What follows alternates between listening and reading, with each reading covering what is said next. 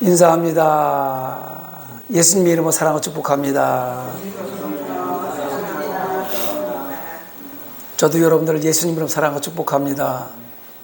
오늘도 동영상으로 예배드리는 성산가족 여러분, 여러분들도 예수님 이름으로 사랑하고 축복합니다. 따라합니다. 너희가 진리를 순종함으로 너의 영혼을 깨끗하게 하여 거짓이 없이 형제를 사랑에 이르렀으니 마음으로 뜨겁게 서로 사랑하라. 베드로전서 1장 22절 말씀입니다. 이 말씀은 올 12월 달쯤 되면 여러분들 다 암기하셔서 삶 속에 적용되는 성구가 될 줄 믿습니다. 사랑하면 모든 게 다 된다고 성경은 말합니다. 원수까지도 사랑하라고 그러고요. 사랑은 허당한 허물을 덮는다고 그러고요. 사랑하는 사람에게 원망하고 불평하지 않습니다. 사랑하는 사람은 아무 걸 보여줘도, 무엇을 보여줘도 다 예뻐요. 그렇죠? 사랑하면 다 예쁘게 보입니다. 옆에 사람 한번 바라보세요. 사랑하는 눈으로 예쁘게 보이는지 바라보시기 바랍니다. 여러분들 바라보니까 정말 사랑스러운 모습입니다. 감사합니다. 지난해 제가 몸이 좀 감기 기운이 좀 있어서 한 주간 교회에 있으면서 8월 6일차 신문이 와 있던 거를 제가 딱 들춰보면서 첫면에 위클리 굿뉴스라고 굿TV에서 나오는 신문이 일주일에 한 번씩 배달이 되는데, 일면에 기사 제목이 눈에 확 들어오는 거예요. 일면에 제일 위에 큰 상단에 큰 고딕 글씨로 제목이 들어오는데, 전당포 찾는 2030 영혼까지 저당 잡힐라. 이 기사를 탁 접하면서 가슴이 철렁하더라고요. 2030이면 20대, 30대를 얘기하는 거예요. 젊은이들이 얘기하는 거예요. 불황이 길어지면서 고물가의 취업난까지 겹치면서 급전을 구하려 보니 돈은 써야 되고 막아야 되는데 돈이 없는 거예요. 그 최후의 보루인 전당포를 찾는 청년들이 늘고 있다는 겁니다. 여러분, 전당포 아세요? 안 가본 것처럼 그렇게 하시는데 한 번쯤은 다 가봤을 것 같습니다. 저도 카메라를 몇 번 맡겨본 적이 있습니다.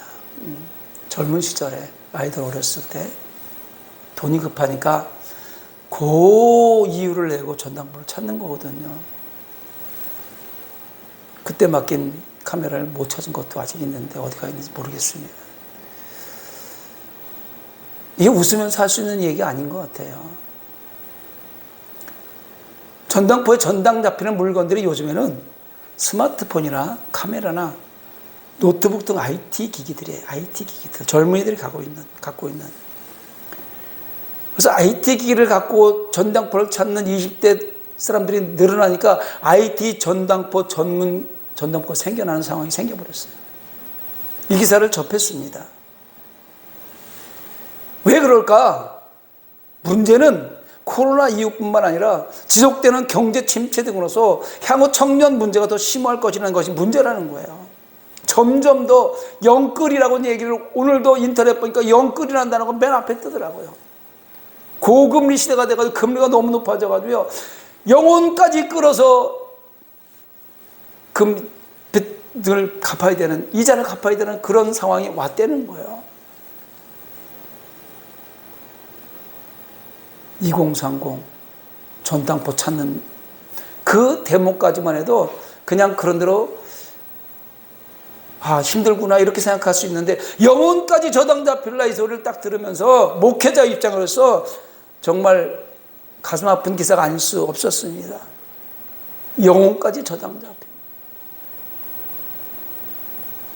이럴 때 교회가 청년들을 향해서 무엇을 해줄 수 있을까 한번 고민해 보았습니다. 우리는 청년이 지금 없지만, 청년들이 교회를 잘 안 오고 있지만, 믿던 그 청년들을 위해서 내가 무엇을 해줄 수 있을까? 교회가 과연 무엇을 해줄 수 있을까 고민해야 될 시간이 온 것 같습니다. 청년들이 하나님께 주신 소명을 따라서 행복한 삶을 영위할 수 있도록 지속적인 관심과 교회의 문을 쉽게 열고 들어올 수 있도록 관심이 필요한 시간 같습니다. 내 아들, 내 후배들, 내 후손들이라고 생각하고 내 자녀들이라고 생각하고 그들이 지금 영혼까지 끌어서 이자를 갚아야 되는 이런 상황 속에서 영혼까지 팔아버리는, 영혼까지 저당 잡혀버리는 그런 상황이 오면 어떤 상황이 오겠습니까? 혼란한 사회가 될 수밖에 없어요. 그리고 이렇게 생각했습니다. 어떠한 역경 속에서라도 그 청년들이 말씀을 붙잡고 남은 자가 되어서 믿음을 이어나갈 수 있도록 교회가 청년들이 힘들고 어렵고 벼랑 끝을 찾을 수 있는 하나님의 창구가 되어야 되겠다. 교회에 찾아오면, 청년들이 찾아오면 작은 것 하나도 정말 희망을 줄 수 있는 창구가 되어야 되겠다, 이런 생각을 해봅니다. 지난주였었죠. 우리 권사님하고 여기서 일을 하고 있는데 젊은 청년이 왔어요. 땀을 뻘뻘 흘리고 아주 겸손한 모습으로 가방을 메고 명지대학교를 재학대 복학을 해야 되는데 제주도 사는 사람인데 올라와서 여기저기 다니면서 일용직을 해가지고 하루하루 살았는데 요즘에 일용직을 못 나간 지가 며칠 돼서 잠을 잘 수 있으면 여기 잠자리를 좀 달래는 거예요. 그래서 그래, 그러면 성전에서라도, 너 교회 안 다닌대요. 성전에 잘 수 있으면 잘했더니 죄송합니다. 제가 어떻게 하나님 계신 교회는 안 다니지만 성전에 잘 수 있겠습니까? 다른 데 알아보겠습니다. 그럼 내려가는 거예요. 땀이 팍 흘려가지고 얼마나 겸손해요. 그래서 내가 불렀어요. 내 지갑에 보니까 2만 원이 있더라고요. 그래서 2만 원을 꺼내주면서 요 앞에 여인숙이 한번 가봐라. 2만 원이면 잘 수도 있을 거다, 하루. 그리고 내일 다시 일자리 한번 찾아봐라. 이렇게 보냈어요. 그 젊은이가, 이제 대학을 복학해야 되는 젊은이가 일자리를 찾는데 일자리가 별로 많지 않아요. 그리고 그렇게 일자리를 찾아도 일할 수 있는 숙련공이 아니면 들어가기가 쉽지 않아요. 외국 노동자들이 많이 들어가고 저렴하게 막 다니기 때문에 한국 사람들 잘 안 써요. 그러다 보니까 그런 현상이 계속해서 두드러지게 점점 높아지고 있어요. 이런 모습을 보면서 루키서 오늘 1장 1절로 5절 말씀을 가지고 남은 자를 통한 하나님의 계획이라는 제목을 말씀을 준비해 봤습니다. 이스라엘 역사 가운데서 사사시대는 사회적으로 종교적으로 대단히 어둡고 혼란한 시대였습니다. 왜? 사사시대가 그토록 어둡고 황량하고 혼란했을까? 사사기를 보면 17장 6절에 보니까 그때에 이스라엘의 왕이 없으므로 사람마다 자기 속에 오른 대로 행하였더라. 18장 1절에 보니까 그때에 이스라엘의 왕이 없었고 단지파는 이때에 구할 기업의 땅을 구하는 중이었으니 이는 그들이 이스라엘 지파 중에 이때까지 기업 땅 분배함을 얻지 못하였습니다. 또 사사기 21장 21절 25절 마지막 절에 보면 그때에 이스라엘의 왕이 없으므로 사람이 각각 그 속에 오른 대로 행하였더라. 왜 제가 사사기 시대의 사사기서를 먼저 읽어드리냐면 룻기는 사사기 시대에 있었던 상황을 지금 제가 말씀을 드리려고 그러는 거예요. 윗 구절들은요, 사사시대들의 그 이스라엘을 다스리는 왕이 없었기 때문에 사회적으로 종교적으로 대단히 어둡고 혼란했던 것을 우리에게 알려주고 있는 거예요. 이스라엘 백성들의 왕은 누굽니까? 하나님이에요. 이때 하나님을 왕으로 인정하지 않기 때문에 왕이 없다고 자꾸 얘기하면서 하나님을 인정하지 않으니까 자기 소견에 오른 대로 막 행하다 보니까 혼란이 오고 고난 가운데 지금 처할 수밖에 없는 상황이 온 거예요. 그래서 룻기가 오늘 우리에게 전해주고자 하는 말씀은 하나님께서 하나님의 섭리 가운데 바로 그런 문제를 해결해 주기 위해서 한 이상적인 임금을 미리 준비해 두셨다는 것입니다. 그 이상적인 임금이 누구입니까? 룻기서 맨 마지막에 보면 나오는 이름이 있습니다. 룻기서 4장 18절로 22절 말씀 한번 읽어볼까요? 룻기서 4장 18절로 22절 말씀. 룻기서 4장 18절 22절 말씀 시작. 베레스의 계보는 이러하니라. 베레스는 헤스론을 낳고 헤스론은 람을 낳고 람은 아미나답을 낳고 아미나답은 나손을 낳고 나손은 살몬을 낳고 살몬은 보아스를 낳고 보아스는 오벳을 낳고 오벳은 이새를 낳고 이새는 다윗을 낳았더라. 할렐루야. 베레스의 계보는 이러하니라 이렇게 시작해서 이새는 다윗을 낳았더라라고 낳고 낳는 족보를 기록하고 있는 게 맨 마지막 절이에요. 그 룻기의 기록 목적 가운데 가장 중요한 것의 하나가 뭐냐면 하나님께서 이상적인 임금 다윗 왕을 예비해 놓았다는 거예요. 우리에게 다윗 왕의 탄생을 가르쳐주는, 왕이 없어 자기의 소견이 옳은 대로 행하였더라 이럴 때에 하나님께서 세상의 왕 다윗 왕을 준비시켜 놔서 예비해 놓은 왕이 있다 이런 걸 알려주기 위해서 지금 룻기서를 기록해 놓은 내용입니다. 룻기는 시작하면서 사사시대에라는 말로 시작을 하고 있습니다. 어둡고 혼란한 시대를 얘기하는 거죠. 따라서 사사시대라고 시작하는 걸 보면 비극적이고 좀 무엇인가 아픈 그런 마음을, 아주 좋지 못한 일이 있을 것 같은 예감이 드는 얘기예요. 왜? 사사시대는 혼란했으니까. 예를 들어서 우리나라로 말하면 일제시대에 이런 얘기하고 똑같아요. 여기 일제시대 때 살아오신 어르신들이 계시죠? 6.25 동란시대에 이렇게 얘기하면 뭐가 생각나요? 헐벗고 굶주리는 거 생각나잖아요.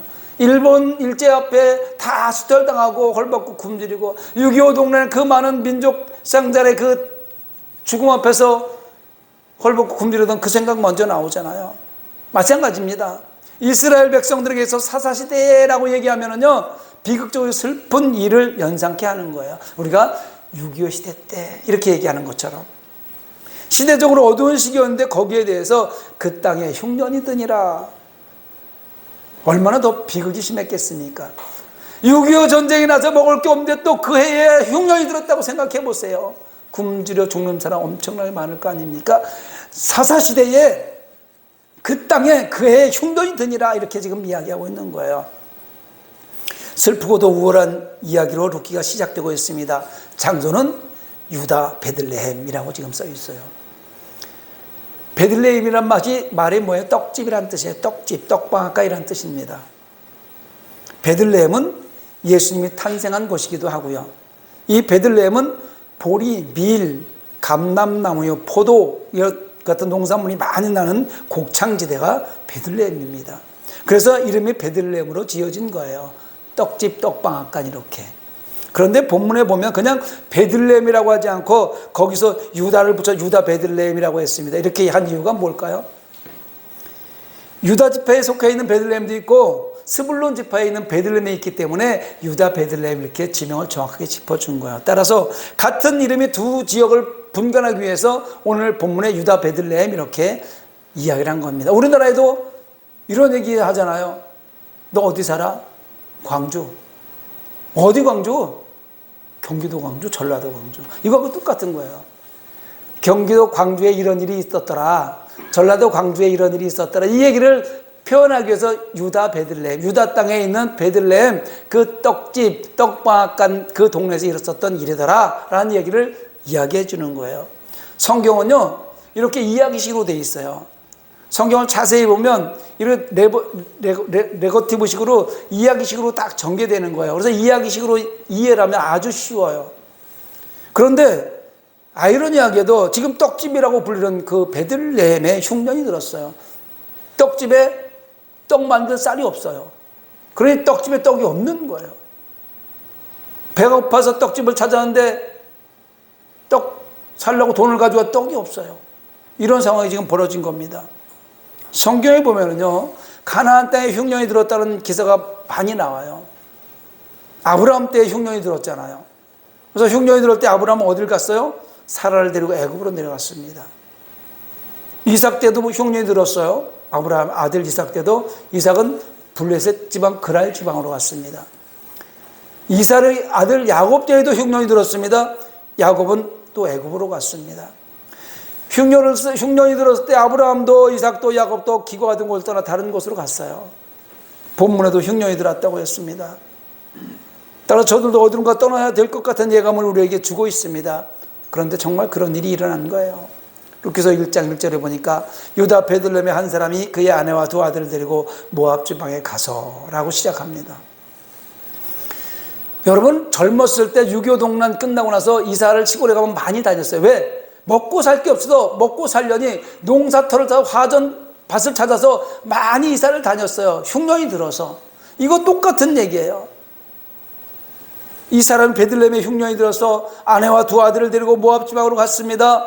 모압 지방은요, 이스라엘의 사해 동쪽에 있는 곡창지대예요. 땅이 아주 좋아서 과실도 많고 곡식이 잘 되는 곡창지대예요. 그런데 이 땅은 이방 땅이고 모압 땅입니다. 모압의 선조는 롯이지요.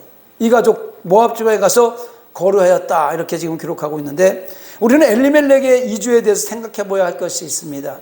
엘리멜렉은 현재 닥쳐온 흉년에 대해서 그 어려움을 피해 보겠다는 단순한 생각만 했던 거예요. 지금 흉년이 와서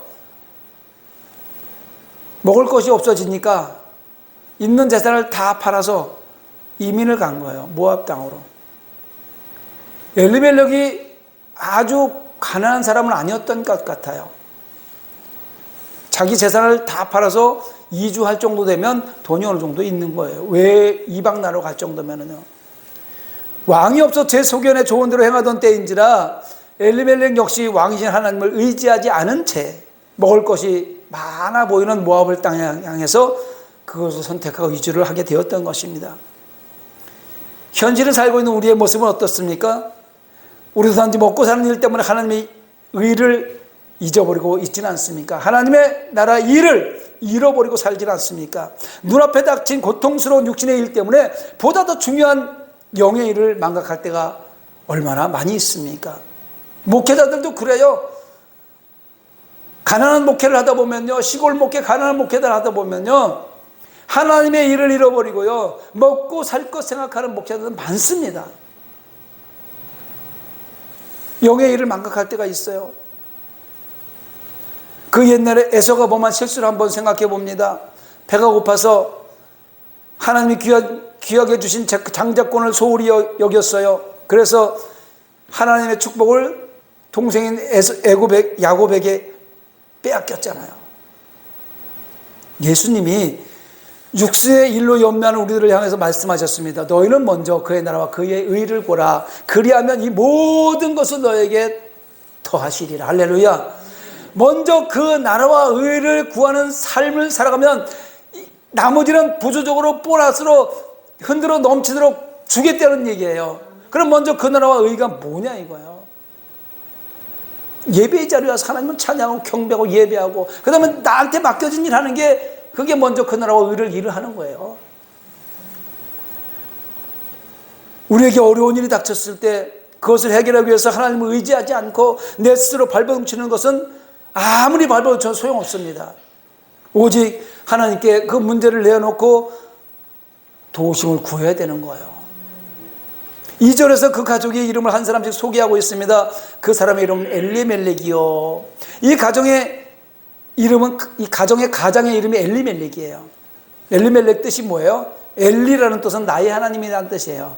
엘리라는 뜻이 나의 하나님. 그래서 예수님이 십자가에서 마지막 돌아가실 때 뭐라고 그러셨어요? 엘리 엘리 라마 사박다니 했어요. 나의 하나님이여, 나의 하나님이여, 어찌하여 나를 버리셨나이까, 이렇게 말씀하셨단 말이에요. 그래서 엘리라는 뜻은 나의 하나님이라는 뜻이고, 멜렉은 왕이라는 뜻이에요. 왕. 멜렉이 왕. 즉 엘리멜렉은 나의 하나님은 왕이시다, 이런 뜻이에요. 그런데 하나님을 왕으로 모시고 살아가는 백성 엘리멜렉인데, 하나님께서 어디 가셨는지 먹을 걸 주지 않았어요. 하나님이 어찌 그럴 수 있을까요? 하나님 어째서 이렇게 먹을 걸 주지 않아요? 내 이름이 하나님은 왕이십니다라는 이름을 가진 엘리멜렉인데 어째 먹을 걸 주지 않으십니까? 의구심이 생길 수도 있습니다. 그런데 하나님을 왕으로 삼고 살아가는 백성이 먹을 것이 없어서 고통을 당하고 고향을 떠날 때는요, 그 이유가 다 있는 거예요. 하나님을 왕으로 모시지 않고 있는 거예요. 형식적으로 모시고 있는 거예요. 가짜로 모시고 있는 거예요. 그러니까 하나님께서 그 진실과 가짜를 모르겠어요. 그러니까 고난이 오고 고통이 오고 흉년이 오는 거예요. 먹을 것이 없어서 고향을 떠날 수밖에 없는 겁니다. 이름은 나의 하나님은 왕이라고 지어놓고 왕이 없다고 하며 자기 소견에 옳은 대로 살아가기 때문에 당하는 고통을 깨닫지 못하는 겁니다. 아내의 이름이 소개되고 있습니다. 보면 그 아내의 이름은 나오미요. 나오미는 즐겁다, 기쁘다 이런 뜻이에요. 그러나 나오미가 처한 현실은 그렇지 않습니다. 즐겁고 기쁠 수가 없는 상황입니다. 이름과 정반대의 슬픈 상황을 맞이하게 되었습니다. 먹을 것이 없어서 이방 나라로 간 것도 슬픈 일인데, 이름하고 반대되는 일인데, 가자마자 남편이 죽는 일을 당하니 즐겁고 기쁘겠습니까? 그 다음에 두 아들들의 이름이 나와요. 두 아들의 이름은 말론과 기론이라. 말론이라는 뜻은 마흘론이라고 그래갖고 무효라는 뜻이에요. 무효. 무효는 잘못된 걸 무효라고 하잖아요. 성립되지 않은 거. 길론이라고 해서 낭비하다. 그러니까 이름을 잘 지어야 돼. 무효고 낭비하는 이름을 지은 거야, 아들 이름을. 이 가족은 베들레헴에서 사실은 지방에서 대대로 살아왔던 사람들이에요. 조상 대대로 살아온 지방을 떠나야 하는 심정이 얼마나 아팠겠습니까? 땅도 두고 친척도 두고 먹을 것이 없어서 이방 나라를 지금 가고 있는 거예요. 그토록 오랜 시간을 살아온 땅임에도 불구하고 큰 흉년이 들어서 어쩔 수 없이 가족을 다 이끌고 유다 베들레헴 땅을 떠날 수밖에 없었습니다. 이제 이 사람들은 모압 중앙에 들어가 살기 시작하는 거예요. 베들레헴의 흉년이 피해서 곡창지대의 모압 땅에 갔으면 그곳에 평안히 잘 먹고 잘 살아야 하는데, 오늘 본문 3절에 보면 가장인 엘리멜렉이 죽고 두 아들과 나오미만 남았다고 기록하고 있는데, 그리고 4절에 엘리멜렉의 아내 나오미는 두 아들에게 이방 여자를 취해서 장가를 보내는데 오르바 룻을 며느리를 삼았다고 지금 이야기합니다. 두 며느리를 맞아서 행복하게 사는 듯 하지만 10년이 지나니까 두 아들이 다 죽어버렸어요. 비극 아닙니까? 여자만 3명 남은 거예요. 여자만. 며느리 2명하고 시어머니하고 여자만 3명 남았어요. 그 가족의 대를 이어갈 남자가 없으므로 대가 끊어져 버린 거예요. 인간적으로 볼 때 이런 생각이 듭니다. 하나님께서 왜 이들을 이렇게 버려두십니까? 하나님 어디 계십니까? 하나님은 왕이시다라는 이름을 가진 엘리멜렉인데 두 아들까지 다 아주 완전히 대를 끊어버렸으니 하나님 어디 계십니까? 엘리멜렉의 아내 나오미도 그렇게 생각했을 거예요. 절망적입니다. 아무리 생각을 해도 돌파구 찾아보려고 해도 희망이 빛이 보이지 않는 거예요. 남자가 있어야 대를 이어서 가족이 대를 이어나가는데 남자가 완전히 전멸해버렸어요. 나오미 나이가 늙었어요. 오늘 본문에 나오는 주인공들처럼 하나님의 백성이 영육 간의 흉년을 만나면 너나 할 거 없이 누구나 하나님이 계신 걸 떠나게 돼 있어요. 육적으로 먹고 살기 힘드니까 먹고 살 만한 곳을 찾아서 떠나는 거고, 영적으로 교회를 다니다가 교회를 안 나고 떠나는 것은 영의 가뭄이 들고 영에 먹을 것이 없어서, 떡집에 떡이 없어서, 교회에 말씀이 없어서 빵을 사러 빵집에 갔는데 빵이 없으면 돈 들고 간 사람 뭐예요? 교회에 하나님 말씀을 들으러 나왔는데 교회에 말씀이 없으면, 교회 하나님 말씀을 듣고 하나님 말씀 따라서 어떻게든 살아보려고 애쓰는 하나님의 백성들이 모이는데 코미디나 하고 앉아있고, 교회에서 말씀을 제대로 전하지 않으면 이게 무슨 떡집입니까? 무슨 교회입니까? 그러니 하나님의 백성들이 하나님 곁을 떠나고 결국 우상이 지배하는 땅에 머무르게 되고 이처럼 사망 가운데 이르게 되는 것을 반드시 알아야 됩니다. 하나님의 백성들이 먼저 깨달아야 돼요. 나는 교회인가 먼저 깨달아야 돼요. 교회여야 됩니다. 나는 그렇게 행동하지 않을 거죠. 장담하지 마세요.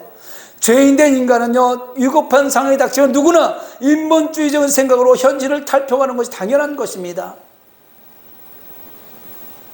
교회를 두고 교회인 몇 명 안 된다고 목회자가 교회를 버리고 가고,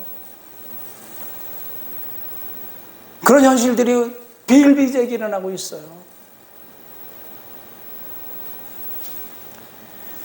여러분, 현실을 탈피하지 말고 현실을 어떻게든지 하나님 말씀 안에서 극복해 나가려고 기도하시기 바랍니다. 우리가 오늘 본문 뒤로 계속 연결된 눈기술을 통해서 얻어야 하는 교훈이 있어요. 하나님이 이처럼 인본주의적인 생각으로 하나님의 곁을 따라서 사망 가운데 이르러 모든 것이 끝나버릴 것 같은 상황 속에도 하나님의 백성을 그대로 내버려두지 않는다는 거예요. 하나님은 반드시 그루터기를 남겨놓는 겁니다. 그 모든 일의 뒤에는 구원하시고자 하시는 언약하신 하나님의 계획이 있다는 것입니다. 남은 자를 통한 하나님의 섭리가 있다는 것을 믿으시기 바랍니다. 그 옛날 아브라함이 흉년이 들어서 애굽에 가긴 갔지만 그 가운데 아브라함과 사라를 지켜주었어요. 그래서 애굽에서 나올 때는 오히려 거부가 되어서 나올 수 있었습니다. 이삭이 블레셋 그랄 지방에 갔지만 하나님께서 그곳에서 복을 줘서 100배로 거부가 됐다고, 왕성한 거부가 됐다고 성경이 기록하고 있어요. 옛날 이스라엘이 애굽에 들어가서, 야곱이 애굽에 들어가서 400년 동안 종살이 했지만 거기서 400년 뒤에 출애굽할 때는요 큰 민족을 이루었고, 나올 때는요 400년 동안 종살이한 대가로 애굽 사람들에서 금, 은, 보화를 다 가지고 나왔어요. 엄청나게 많은 걸 가지고 나왔어요. 마찬가지로 엘리멜렉과 그 가족이 베들레헴에 흉년이 들어서 이방 땅의 모압으로 떠나야 했고 그곳에서 모든 소망을 다 잃은 것 같았습니다. 그러나 하나님께서 저들을 잊어버리시거나 비참한 상태에 내버려두지 않으셨습니다. 이방 여인 룻을 통해서 하나님의 계획하신 다윗 왕이 태어나게 되었다는 것을 알 수가 있습니다. 엘리멜렉을 모압 땅, 이방 땅 손가락질 받을 수밖에 없는 그런 상황을 만들어버린 그것도, 그 구속사의 원리도 룻이라는 여인을 등장시켜서 다윗 왕이 태어날 수 있게 만드는 하나님의 섭리란 말입니다. 반드시 고난과 역경 속에서도 하나님의 품으로 돌아오면 구원하는 하나님의 섭리가 있다는 것을 믿으시기 바랍니다. 혹시 여러분이 어려움이 있습니까? 왜 하나님께서 내게 이런 어려움을 주시는가? 혹시 하나님께서 나를 잊어버리셨는가? 이런 생각을 하고 계시지 않습니까? 이렇게 생각하지 마시고 이것은 오히려 나를 더욱더 귀하게 사용하시고 나를 통해서 더 큰 사역을 성취하시려고 하나님께서 나를 훈련시키고 단련시키고 있는 것이라고 생각해야 됩니다. 요셉을 너무 잘 알지 않습니까? 요셉은 억울하게 종살이 했습니다. 형들한테 팔려가서 억울하게 옥살이 했습니다. 너무나 열심히 일했는데 억울한 누명 없어도 옥살이 했어요. 근데 그것이 끝이었습니까? 그렇지 않습니다. 그것은 하나님께서 요셉을 크게 쓰기 위한 준비 작업이었습니다. 억울한 종살이, 억울한 옥살이는 하나님 요셉을 위해 예비한 축복의 길이었습니다. 징검다리였다는 것을 우리가 성경을 통해서 너무나 잘 알고 있습니다. 룻기를 통해서도 하나님께서 이 가정을 버리신 것이 아니라는 것과 이 가정을 통해서 하나님께서 하고자 하시는 일을 이루어 나가신 것을 살펴보아야 됩니다. 오늘 룻기서의 주인공 모압 여인 룻, 이방 여인이었습니다. 그런데 끝까지 하나님을 향한 소망을 품었어요. 자기의 시어머니 나오미의 신앙을 본받아서 처음에 엘리멜렉이 아내와 두 아들을 데리고 모압 땅에 가서 어떻게 살았을까요? 하나님, 내가 하나님 땅을 떠나서 이방 땅에 왔지만 하나님 사랑합니다. 예배자의 모습으로 살았을 거 아니겠습니까? 그런 모습을 시집왔던 룻은 나오미의 믿음을, 예배자의 모습을 본 거예요. 그리고 그 시어머니의 나오미의 가르침을 통해서 하나님을 향한 믿음의 그루터기, 남은 자가 되어서 귀여운 물을 짜인 보아스를 만납니다. 보아스를 만나게 되고 결국 룻은 다윗의 할아버지인 오벳을 낳는 예수 그리스도의 족보에 남는 영광을 얻게 되는 거예요. 이방 여인이 예수 그리스도의 족보에 남는 사람이 3명 있어요. 다말, 유다 며느리였던 다말, 그 다음에 라합, 그 다음에 룻이 있어요. 이방 여인이 예수 그리스도의 족보에 오르는 기적이에요. 영광을 얻은 겁니다. 거칠고 사나운 환경을 살아가는데 많이 힘드시죠? 지금 영적으로 밤을 맞이해서 생명과 사망을 구분하기 어려운 실정에 처해 있습니다. 2030 전당포를 쳤다. 영혼까지 저당 잡힐라. 그 현실이 오늘의 우리의 현실이란 말입니다. 어쩌면 우리가 지금 살아가고 있는 이 시간, 저와 여러분에게도 이런 일이 늘 파도처럼 다가오고 있는 거예요. 하나님 말씀 가운데서 믿음을 지켜나가지 않으면 고난은 계속해서 다가오는 겁니다. 우리는 하나님을 왕으로 모셔야 되는 거예요. 사사시대처럼 왕이 없어 자기의 소견에 옳은 대로 행하였더라, 이런 성경은 더 이상 기록되지 않았으면 좋겠습니다. 저 여러분을 통해서 우리는 온전히 하나님을 왕으로 모시고 남은 자가 되어 그루터기가 되어 죽어버린 것 같지만 하나님의 시간에 싹이 나서 다시 하나님의 나라를 세워나가는 저 여러분의 삶이 됐으면 좋겠습니다. 여러분 혹시 힘들고 어려울 때 룻기서를 다시 한번 읽어보시고 다시 한번 묵상해 보시기 바랍니다. 그리고 이렇게 결정하세요. 이렇게 결심하세요. 이렇게 결단하세요. 믿음의 남은 자로 하나님의 품으로 돌아와서 나로 말미암아 다시 한번 사도행전 29장에 쓰여지는 주인공이 되겠다고 말입니다. 그리고 그 결과로 예수 그리스도의 족보에 오르는 영광의 주인공님들이 되시기를 예수님의 이름으로 축원합니다. 말씀을 생각하면서 한번 기도하려고 합니다.